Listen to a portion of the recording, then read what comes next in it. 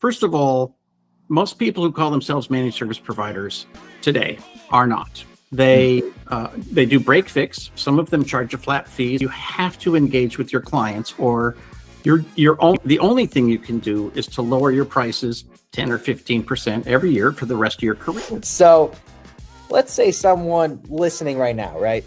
They want to start an MSP tomorrow. What do they not understand yet?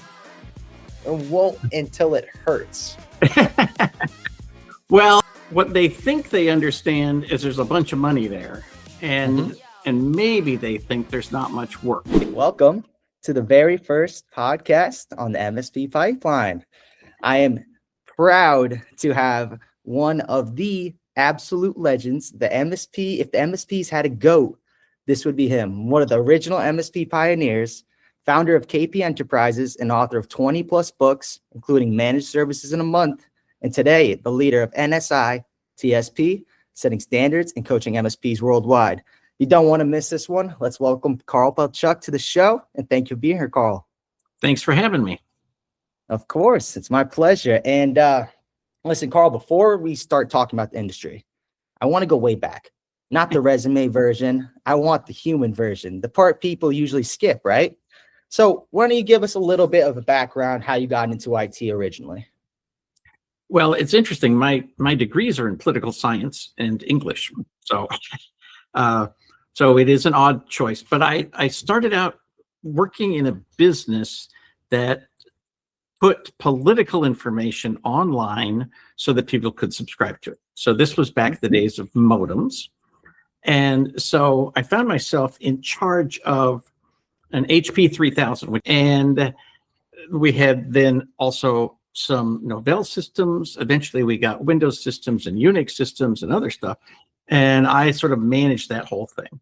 And I had, like many people, I had a horrible boss who was just like people today, who used to work there, get together to have a beer. The first thing we talk about is how horrible she was. Like, it's a universal experience 25 years later. So what I did was decide, okay, I'm going to go out and consult. And I thought what I was going to do is to consult with people who were our regular clients and say, okay, I can help you get better reports and more reports and, all that kind of stuff. And so I opened up a business to do consulting, IT and management consulting. The first job I got was with HP to run the internal tech support for their Roseville, California plant. So about 5,000 desktops, about 7,000 computers altogether. Plus I managed their backup system for the campus and the Unix help desk. So, after that, I just never had a job that wasn't IT. And I never went back to that, like, oh, I'm going to generate these reports for associations that need the information. So. No, of course. I mean, that's a great story. And listen, like, I wanted to understand though, is like when you got into IT, right?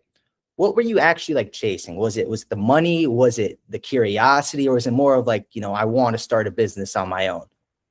Well, so I would say, let me go back just a little bit more. So I went to grad school at the University of Michigan because they have a very statistics-oriented and technology-oriented program. And so I learned computers in the 1980s, and I just loved it. I fell in love with computers back then. My first was a Commodore 64, right? And worked my way up. And so I'd always loved that piece of it. And so when I took this job that was half computers and half, managing the technology, or half managing the staff, I just sort of naturally fell in love with it. And because I'd always loved computers for many years, it was a natural thing. So when I got the job at HP, it made sense. And then I had the next thing I had was a client who said, hey, I know you got a consulting gig at HP, but I will pay you to have dinner with me every Wednesday. And I just want to ask you questions and you're going to answer them and educate me. And this guy was super, super smart and ran a software business, but he heard about this thing called the internet and he thought, he should learn about it. So this was literally 1995, 96. So the internet was just being opened and nobody knew how to connect to it. And so he eventually hired me to get his business connected to the internet. And so it sort of evolved from there, right? That was what I did. And it's like, if you think about it today, you couldn't make a nickel getting people connected to the internet in 2026, right? It's like somebody just like goes online, they go click, a box shows up, they plug it in, they're done, right? So, but that's not what it was like in, the mid 90s. So I made money doing that. And then eventually I'm like, oh, I guess this isn't bad. And it was a very smooth transition and never skipped a beat. And by 2000, after we got up through the Y2K thing, I actually, gave up on him as a client and went and just did other things. So I started out only having one client at a time, and then, within a few years had multiple clients at a time. So that was kind of my evolution. Yeah, 100%. Would you say, how was the balance of having that many clients? Like, was it a lot for yourself? Did it make you have any mistakes early on? Well, so I guess I would say I'm one of the luckiest people you'll ever meet with regard to that. A lot of people, they're trying to run a business on the side so that they can quit their real job, right? Or they jump into it with both feet, and then it's a huge challenge. I had a decent client, a consulting gig that was full-time, and I chose to notch it down, one day at a time. And I only did that when I had enough other clients to keep me busy the rest of the time. So it was a smooth transition. And, it's odd, but I just really didn't have a lot of challenges. And early on, because I had a base of support that I knew I could go down quickly to 2 days if I needed to, or I could just stay where I was. It gave me the freedom to say no to some clients. So early on in my business, I got in the habit of, I interviewed clients as much as they interviewed me. And if somebody because I had such a bad experience with my last real job, right, that I just said, I'm never working for a person like that again. And I didn't. I just never ever did. So one of my absolutely unbreakable rules of service delivery is we only work with people we like. I mean, literally, it's in a poster on the wall. We only work with people we like. And so that's awesome. I've been able to do that for 30 years, and I'm grateful. Yeah, I can't even imagine. I haven't even been that alive that long. So, it's definitely different for me. So, I mean, listen, you've seen every version of the industry, seen thousands of businesses up close, and been advising MSPs for over 2 decades, right? So I have to ask you, why are MSPs still struggling with the same issues?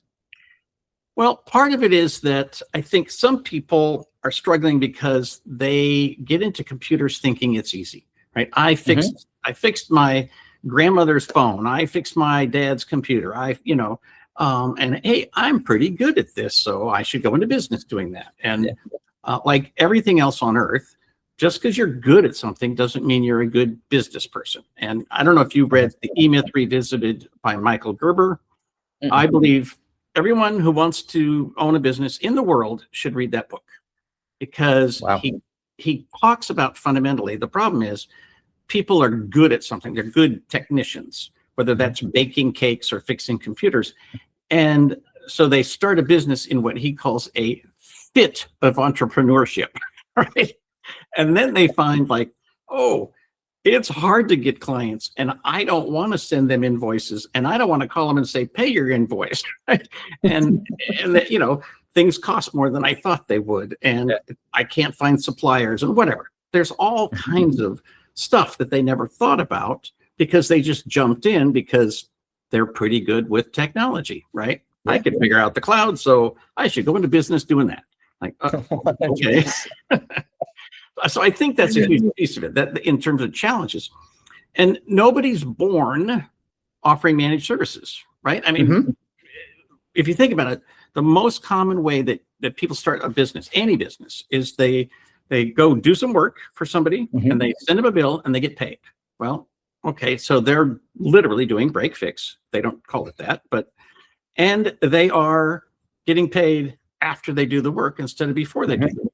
And those are just natural things that human beings do when they go into business. But it shouldn't be that way. And so you have to unlearn what is natural for humans and say, okay, I'm going to pick good people. I'm going to get paid in advance, right? And that way I don't ever have to be out of pocket to support somebody who's supposed to be paying my bills. Yeah, of course. I mean, and going back to the nice guy, right? I know you want to work with the nice people, of course, but when you worked with someone, I guess, that wasn't so nice, how did that go on? Like, was it more of a mutual understanding that you didn't want to work together, or how did that really go? No, she was the general manager of this good-sized company. And when she came in, she replaced somebody who was a good manager, not a great manager, but a good manager. And there was, I think the staff was about 50, and about 30 of them were in my department, right? So she didn't have any choice but to deal with me. And she saw me as a challenge to her authority, even though I didn't want her job. Right? She didn't know that. And so she didn't like me from the beginning. And but then I learned that she didn't like anybody, right? And so I mean, literally people started leaving. They were getting sick. They would call out sick. They'd be crying at their desks. And it was like, no human being should work in a place like that, right? No. Period. And maybe she's worse than most people's worst experience, but everybody, like when you get to 40, you will have somebody who stands out as the best boss you ever had, and somebody who stands out as the worst boss you ever had. And when you become a boss and you hire people, I think you should set the goal of being the best boss these people will ever have. And that's attainable. It doesn't mean you're going to give away all the money or you're going to buy them gifts that they don't need or whatever. But it does mean that you're going to run your business like a human being dealing with human beings, right? Of course. Yeah. I mean, company culture is key. If you don't have it, it's going to be a lot more difficult to want to work for you at the end of the day. So, I mean, going back to, the MSP industry, like what would you say that might be broken that nobody really wants to talk about, compared to maybe 10 years ago? Well, I don't know if you saw my State of the Nation address, but so I do every year I do a State of the Nation for small business IT. And one of the things I said in there is that, first of all, most people who call themselves managed service providers today are not. They do break fix. Some of them charge a flat fee, so they're doing break fix, on a flat fee. But they're not monitoring. They're not managing. They don't have good relationships with the client. They don't own the client's technology. They don't, take ownership of it in that sense, and kind of guide the client to good decision making. And sometimes they don't do the work at all. They don't monitor. they don't do anything until the client picks up the phone and complains. But they want to get a check every month or a deposit every month. And so they're not really doing the industry any good, in my opinion. Second thing is, and this is really huge, is that the classic managed service model is literally on its 20th birthday, which is sometime last year. It became a commodity. Right now, if you think about what is a commodity, well, a client, a business, can find somebody to help them with cloud services, somebody to sell them Microsoft Office, somebody to manage all of their technology, do it on a regular schedule for a flat fee. Here's a 3-tiered price list. Pick one. Have a nice day. Like, that's everywhere. And so almost immediately, that is obsolete. And you have to become a true consultant. You have to engage with your clients, or the only thing you can do is to lower your prices 10 or 15% every year for the rest of your career. Right? So, those are your choices. And I'm not saying managed services will go away. I don't believe managed services will ever go away. I think it is fundamentally just the way we will do business from now on. And so you have to decide, well, am I going to do that, with a standard product that now is competing on price, or am I going to do something that's richer and more full-bodied and able to help the client in a lot more meaningful ways? And I think there's never been a better time to get into technology, but you got to learn some things, and you have to have a true vision of what it means to serve your clients and enjoy that piece of it. And if you don't enjoy that piece of it, this may not be your business for the next 100%. You got to enjoy the relationships that you build with other people. And if you don't, then what's the point of working with them? Right. Exactly. So let me ask you this, Karl. You've been in the industry for so long, right? Is you ever had a, like a story that you could tell where you were up at 3 a.m. and you were just like, why am I awake at the moment? What am I thinking about? Like something like that? Well, I will say, yes. This industry used to be like that, right? I mean, what I would say is it used to be that things broke. Mostly now things don't break, they get old. Right? So there was a time when hard drives were not reliable, and even motherboards were not reliable. Certainly the internet was not reliable. And so sometimes somebody's got a crisis, and you find yourself up and in the middle of the night. And today I have a different approach, but back then I was like most people. I was the firefighter. Oh, the client has to have this server up, so I got to fix it, right? And I remember one time in particular, there was a server that it needed a certain version of Windows, and so I found myself up at literally midnight, calling Microsoft and opening a ticket and saying, here's what's going on. Here's my experience. Tick, tick, tick. What the hell? And they said, oh, yeah, you have to do this other procedure. And he said, you can't do it with that motherboard. And I said, well, this is the motherboard I bought. And everything is closed, and we just need to do this. So what do we do? And he said, well, that's a long haul, but since that's the ticket you opened, we're going to solve that problem. And I literally, it was almost like when you drive someplace for 7 hours. I put on the headphones and I stared at the monitor, and I did what he told me because there was no remote access at the time. And, he said the words, I typed them. I did one thing at a time. And, 7 hours later, the client started showing up, and the server was up and it was working. And, luckily for me, I charged them by the hour because it was after hours. I charged them time and a half. Like you should. So, I mean, you probably go on and on about this, but would you say one of the biggest, differences in technology from today to maybe 5 years ago, at least? Well, I mentioned that things are just stable, right? I mean, it used to be when I hired a technician, even 15 years ago, when I hired a technician, I gave them certain things. I said, okay, you're going to carry a spare cable. You're going to carry certainly a screwdriver, and you're going to carry an extra sound card, an extra network card, all this kind of crap. Well, now you don't need any of that, right? I mean, maybe the cable, it might be useful. But, things inside your computer are very, very stable. And rarely do people replace the sound card in their computer. They either buy it with the sound they want, or they get a different computer. Like nobody disables the sound card so they can install another one, right? That just doesn't happen anymore. And so a lot of that is that the things, it's just like getting connected to the internet. Things used to be difficult, and now they're easy, right? And that changes the nature of your business. And another thing we haven't touched on yet, but obviously AI is making many things very easy. I recently have been making a bunch of changes, and I just, to my business and accounts and whatever.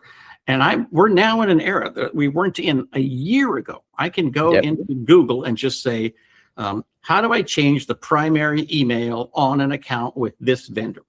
And it's there it is. And it's sort of, I would say, 90% correct. And when it's not, right below that description is a link to the vendor answering my question, right? And so that is going to change our business. And the people who don't think their clients are doing exactly the same thing are fooling themselves. 100%. And I mean, I we can go on and on about AI for a while, and I truly think it's incredible what it does. But how do you feel about it? Like, are you happy that it's, I guess, like in our day-to-day lives now, or do you wish it kind of went away a little bit as well? Well, my experience is I completely love it. Now, I will say, Yeah. I separate three kinds of AI. There's generative, which Mhm. I don't use very much. I'm a writer, and I think I write better than, the conglomeration of the average writing of the history of the universe, right? Which is what generative AI gives you. Then there's the research AI, right? That is like, for example, I have this huge system. I don't know if you know that Dave Sobel bought Small Biz Thoughts, but Small Biz Thoughts is this membership community with just hundreds and hundreds and hundreds of things in there, all of which are perfect for large language models, right? They're all tagged, they're all indexed, they all have great descriptions, and so forth and so on. And so, I went to Gemini and I said, how do I create a search engine based on all of these things so that somebody can have a natural language search? For example, would say, I'm a new technician and I have this challenge. What should I do first? What should I do second?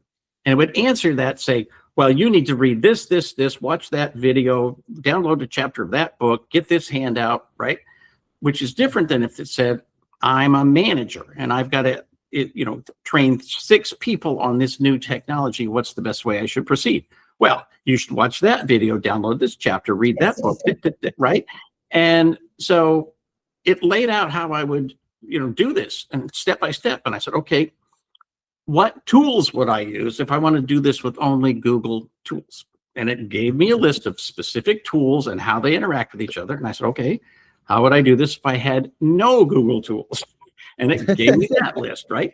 And literally, AI will teach you everything. It will literally say, here's how you use me. Here's how you make me better. Here's how you do these amazing things. So I love that. And the third kind of AI is kind of the stuff that is research, but medical or something specific, criminology or something where AI is examining X-rays, or it's examining, all kinds of trading algorithms that people are using all over the world to compare them. And that uses a whole different way of looking at the world and is actually probably the most successful AI today, even though most of us don't use it, right? And you may have seen these articles that AI, as a rule, outperforms a human in almost any medical research you could do, right? If you go to the best doctor in the world, AI will be better at examining an X-ray to determine whether or not somebody has a certain disease, period. It just is, because it sees things that humans can't. So anyway, so the bottom line for your question is I love it, obviously, and I think it's the future. And I think the future of technology consulting is that you're going to go to clients and you're going to say, what's the biggest problem you have? And can I help you solve that with technology? And if they say, well, I don't know if you can solve it, but here's my biggest problem, right? And it's with questions like, if I solve your biggest problem, what's the next thing that would break? Right? What if I made this choke point go away, which department would next be overwhelmed and need to be fixed? And that kind of consulting clients will engage in because they will love it, and it moves away from the consulting that's commoditized. Like, they understand Microsoft Office and the cloud, and right, there's no mystery to them there. How they fix something with AI and make these sophisticated things work together, that's where the mystery is, and that's where they'll say, oh, I'm willing to pay somebody to do that because it's more complicated than I know how to do. Right. That's 100% true. And I love AI too. And I wanted to make sure we're on the same page. I think it's a great thing. And I do love it. It's going to be the future. But, let's get into, this is the MSP pipeline, right? I want to talk about the part of growth nobody glamorizes, right? The pipeline aspect, how it gets built, how it breaks, and what it costs to keep everything going. And over the long run, what keeps everything moving, right? So let me ask you this, Karl. Was there ever a time when your pipeline looked healthy on paper, but you knew something was going to be wrong now or in the future? That's a great question. So my pipeline, I would say, like on paper, my pipeline primarily consisted of building my mailing list and my newsletter, and having like never ending messaging out to those people who were basically my prospects, and then trying to get them to, contact me, or at least believe that if you got a problem with technology, Karl might be the guy to ask, right? I have never like done outbound calling. Like I literally, I bet I haven't done in 30 years. I don't think I've done 1,000 outbound sales calls. I just like, wow. It's not a thing I do. And so I had to find other ways to do the sales. And what I would consider a good pipeline for me is that when I engage in something like put on an event for clients, an educational event, I've got a decent turnout of people who've, about a third of them have been there before. They've gone to other things that I've done, and about a third of them are new, and they're going to see that those people trust me. And about a third of them are clients who want to learn more and figure out whether this is a technology they should adopt. So, it's a nice mix, but it means that, and I say it's healthy because those newbies are in a world where these guys are clients and these guys, really trust Karl for this information, right? So they're like, it's sort of automatically like, this is the guy to go to, right? So for me, that's a healthy pipeline. And for me, I measured like which things I did worked. I did a newsletter. Okay. I actually did some radio advertising for a while. I did some newspaper advertising. I love to speak at events. That's just me. But I measured all those things. How many did I speak to? How long did it take? How much energy? What did it cost? And how many, good prospects or clients did I get out of it? Yeah, that's awesome. And when you go to those events, right, and you're actually speaking, how many people actually know you when you go up to that stand? Are you like, does everyone know you, Karl? Because I know you're like the founding principal of MSPs, So I don't know if you know Dave Seibert. He runs the SMB Tech Fest events. And many years ago, I want to say like at least 5 or 6 years ago, maybe more than that, I was at one of his events, and he said, "Oh, here's somebody that doesn't need an introduction." I said, "Stop, Dave, stop. Before you introduce me, just ask people to raise their hands. How many people here know who I am?" Right? And it was literally less than half. And I said, you have to be aware, there's probably 1 million technology consultants in the world. Almost none of them have any idea who I am, right? So I told Dave, you have to introduce me. I'll write the introduction for you, but you have to introduce me and everybody else, because there's always people who don't know who you are. And when it comes to, prospective clients, almost nobody knew who I was, right? I mean, clients don't read our blogs. They don't watch our YouTube channels. They have no idea how to find a technology podcast, right? So I was always a stranger. And so it was a matter of, okay, am I helping them enough that they want to engage with me, right? Am I useful to them? Yeah, I would assume so. I mean, you've done it for so long, and like, well, I guess when you were starting up, right? Like, what's something that, basically fed your pipeline for a long time, but you eventually, had to like kill it off, or even though it was working, like, did you really have any of those stories by any chance? So my favorite ways of getting new clients, big picture, looking back, one is my newsletter, which is literally this never-ending messaging, month after month after month, forever. And it doesn't have to be gargantuan or long; it has to be consistent, right? So that was huge, and that always grew and grew and grew. The second is speaking at events, and that died fast during the pandemic, right? As you can imagine, right? So I used to do things like, there'd be a meeting of the enrolled agents who are tax professionals, right? So accountants and enrolled agents. And so I would, talk to them about, once a year, and there might be 100 people in the crowd. most of whom have never seen me before. And so I would present on something, whether it's, how to avoid ransomware or whatever, something that is of interest and use to them. I always have a handout with my name and website on the bottom so they can contact me. And the handout is something that is useful, like, 10 hot tips that they might actually photocopy and give to every one of their employees, and they're all going to put it on their bulletin board. So, that's how I sort of spread the word. And so that was good. And I almost always got 1 or 2 clients like directly out of that. And then, 5 or 6 sort of warm leads. So it was great for me, right? And I love speaking. And so that worked. But as you know, pandemic, you can't go out of your house. You're not talking to anybody except on Zoom. And, it's a little harder to sell on Zoom. We've learned how to do it, but it's a different world than being in someone's office and saying, hey, tell me what, how your business works and what are your real problems, right? Of course. And kind of seeing how their people interact with each other and how they interact with their technology. Yeah, of course. I completely understand that. And yeah, that COVID was not my favorite. I'll tell you that right there. Sitting in the house all the time. Oh, I wanted to leave all day.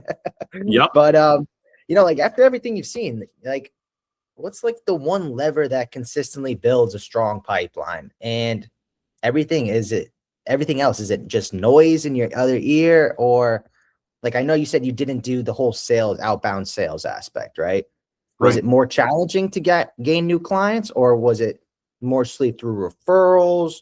Was it just being yourself, talking to other people and showing your value? Yeah, I did a lot of networking. I will say this, networking at events is less successful than it's ever been. And the reason is, quite frankly, today, like, I don't know if you go to chamber events or some of these other things. So my 3 favorite kinds of marketing were the newsletter, public speaking, and then sending email, like direct mail, outbound direct mail, which I believe is still the greatest sales tool ever invented. And what's good about that is that not only can you get in touch with a whole bunch of people, but your vendors will help you, right? We were an HP reseller. So if anybody's an HP reseller, you can get into a program where basically they'll give you slick brochures on anything you want. So you say, hey, let's send a letter and let's, cover like the new technology coming out in switches. Yeah. I don't even know what the hell a switch is, but you do a letter and then another letter, and then they get this slick brochure from HP, and it's got your return address on it, and it's all about HP switches, right? Yeah. And then they get another letter, right?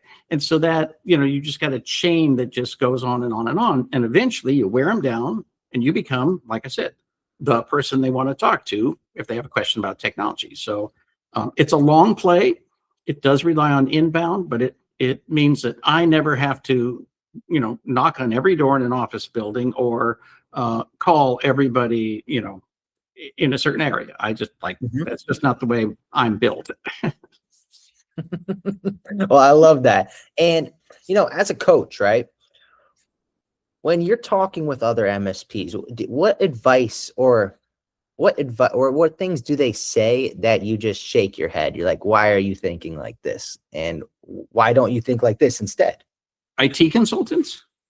Or any MSP owners, or sort of like when you're giving the certain advice to someone, right? Yeah. Here's another one of my absolutely unbreakable rules of service delivery. Don't have both sides of the conversation.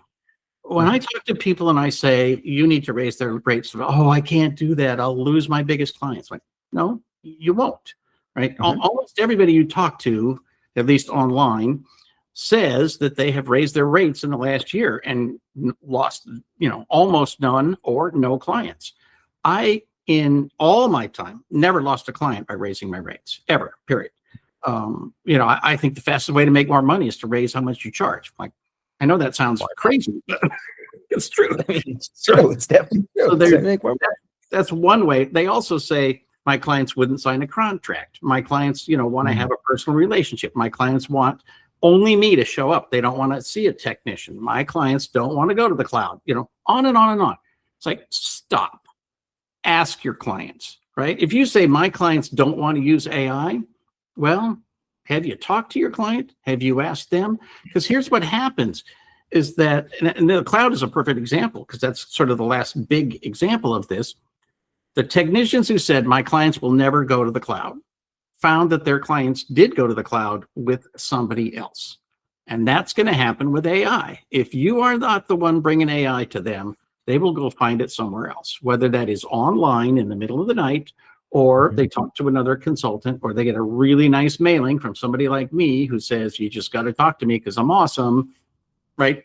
Somebody else is going to sell them AI and figure out how to make it work in their business. And so you better tune up how you do AI and how you're going to offer it to your clients. So 100%. Yeah, that's awesome. And with that being said, right, what would you say is the MSPs have the most difficulty with? Is it the sale? Are people just scared to sell and be themselves out there? Or is it just the opportunity to build a relationship? Are people afraid of that? I've heard from talking to other MSP owners that they're not the best salespeople. And I wonder then, how are you getting business? I understand you get referrals in that aspect, but what's the difference? Like, don't you need to learn how to sell to be an owner of an MSP? Well, I agree with you completely. I'm almost amazed at these people. They say, "Oh, I'm not good at sales. I never sell anything." Okay, you got a business that does $900,000 a year. Somebody has been sold. Like people that just didn't walk in off the street and say, "Hey, have you got anything I can buy here?" You're like, no. You have some process, and then you drill down and say, "What did you do? How did you get them?" Well, everybody I ever talked to, it's all referrals. I'm like, that's bullshit, right? Yeah. Everybody knows that's not true. You at some point talk to somebody about what you can do and how you can help them. And maybe it lit you up because they were like, why would I possibly need a wireless network? Why would I need to go to the cloud? Why do I need AI?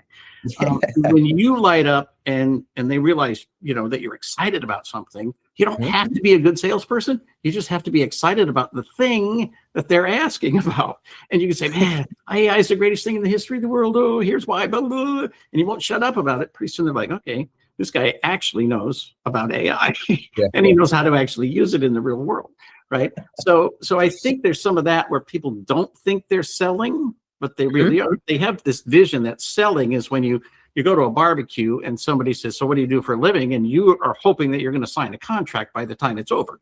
Well, nobody sells that way either, right? At least nobody's successful, right? So, we have a different vision about what sales is. Sales happens all the time if you basically tune into what you're doing, because you should ask people, how did you get your biggest client, your second biggest client, your third biggest client, your favorite client, your 5 favorite clients? Something happened, analyze it, figure out what you did and how you got them. And chances are very rare that it was one person told another person, told another person, told another person for 10 years. Like, that's just not how it works. I could definitely tell you're right there. So let's say someone listening right now, right? They want to start an MSP tomorrow. What do they not understand yet? And won't until it hurts. Well, it's funny. What they think they understand is there's a bunch of money there. And maybe they think there's not much work, which, I don't know where they get that, but I think a lot of people believe that. And what it really comes down to is you have to work at things that you don't realize you have to work at. And, you and I, we already talked about the relationship. I'm a huge, huge, huge believer in what I call the client roadmap process. And it's not a QBR. It's not every quarter going in and saying number, number, number, number. It is going in with a list of questions and going to a client and not being at all interested in getting through the questions.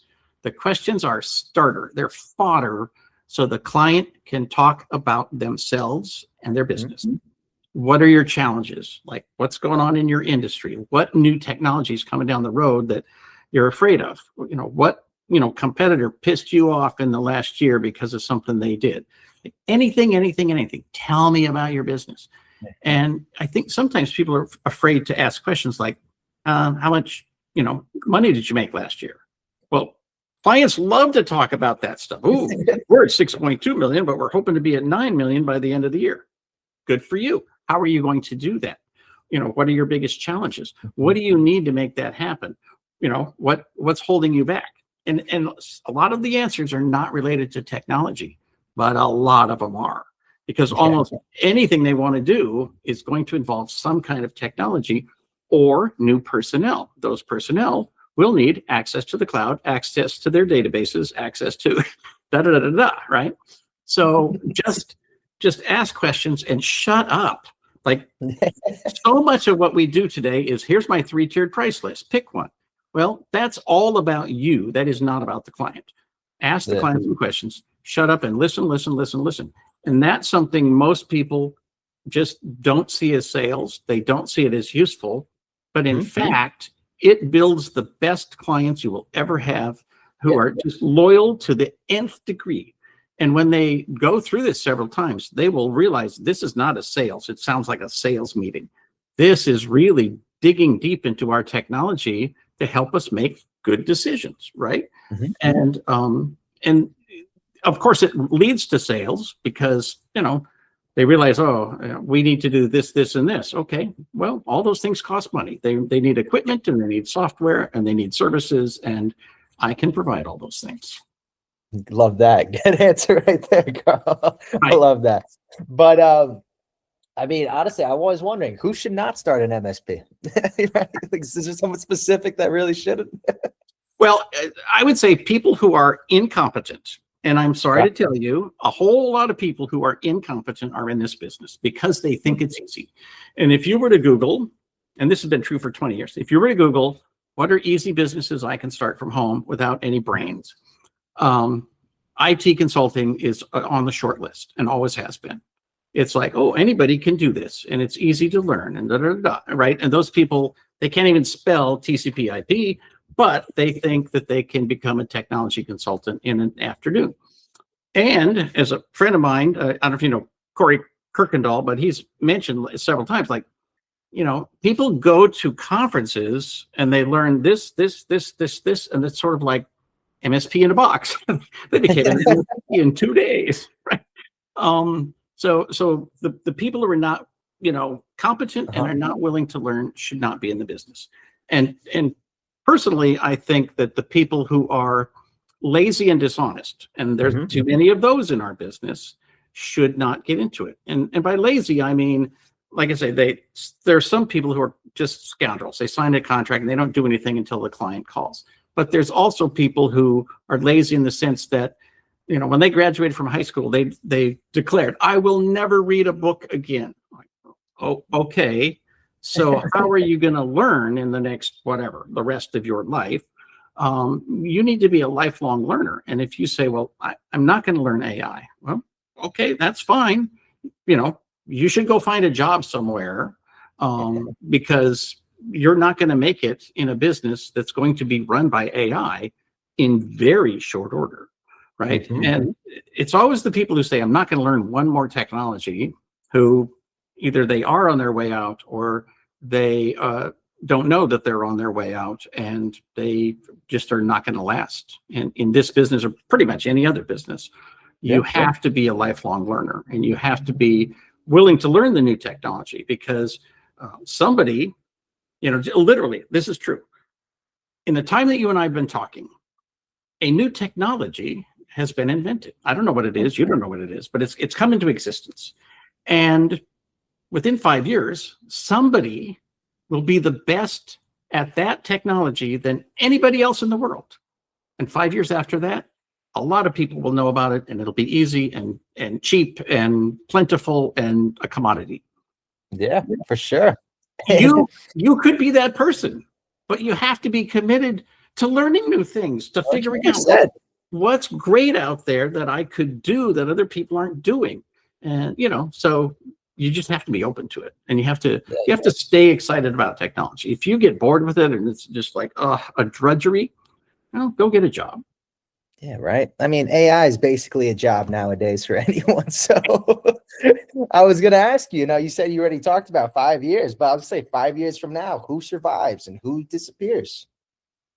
Well, I do think the people who double down on the current model of, cloud plus services, flat fee, right? If that's all they do is remote monitoring and patch management, I think that they're not going to make any money. And so certainly the people who own those businesses, it will be all commoditized, and they'll just be, fighting for the bottom. And the people who will survive are the ones who adopt the new technologies and see new cool things.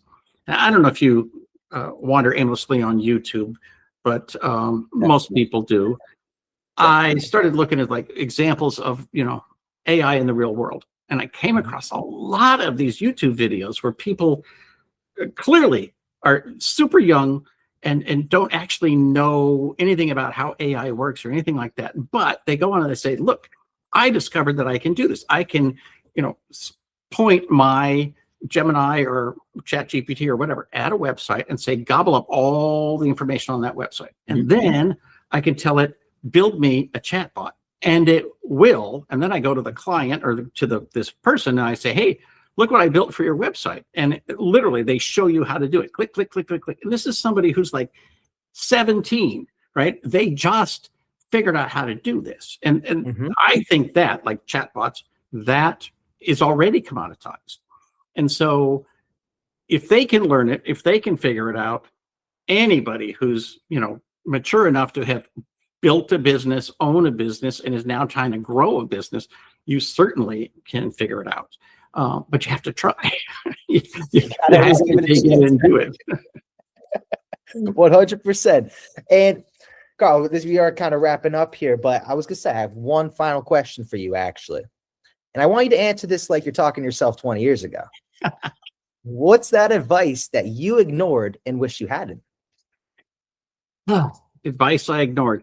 I'd say the main advice that I ignored and shouldn't have was to sell connectivity as well as the other technology. And I know it's very like down in the dirt, but when I look back, I made a decision early on because it was so easy for me to get people connected to the internet that, there's not going to be money in that. Well, I wasn't thinking about selling all those telephone lines and all those internet connections and bandwidth. And, now you've got all kinds of stuff where we manage services in the cloud without anything on site at all. Well, the people who are doing connectivity have a very tough row to hoe, but they also make a boatload of money. And that's a layer of profit that I didn't get into because I made an early decision not to sell connectivity.